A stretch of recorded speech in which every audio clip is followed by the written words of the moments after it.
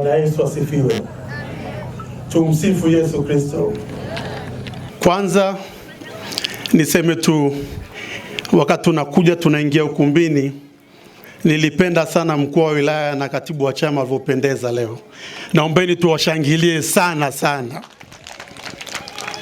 Hawa sio Wamasai, wamekuja Munduli kama watumishi, lakini wamevaa kimila, wamependeza na wanatufanyia kazi zetu vizuri sana za wilaya. Tunawashukuru sana, mmependeza sana. Asanteni sana. Kuja kwa ndugu yangu Paulo.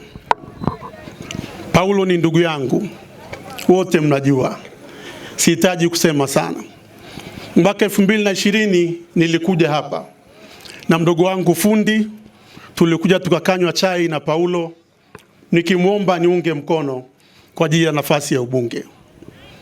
Lakini mwaka 2025 mimi sikumfuata Paulo.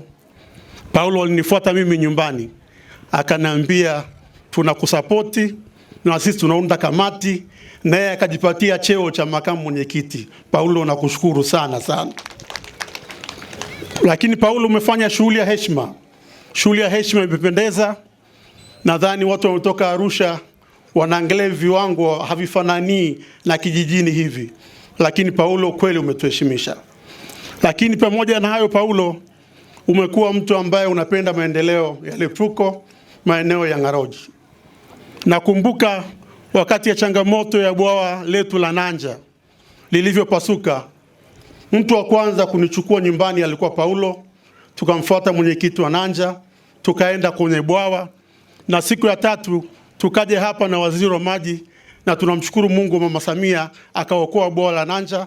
Paulo, nakushukuru kwa ushirikiano wako, na washukuru wana Lepruko kwa ushirikiano wenu sana sana. Nimalizie, sina maneno mengi.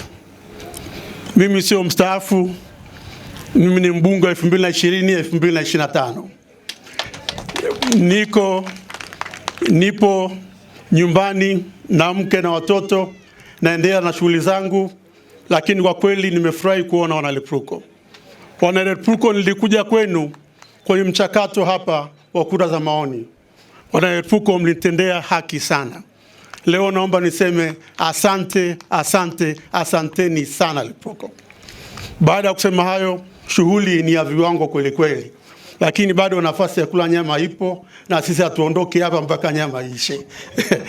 Asanteni sana, mbarikiwe sana, nashukuru sana, asante.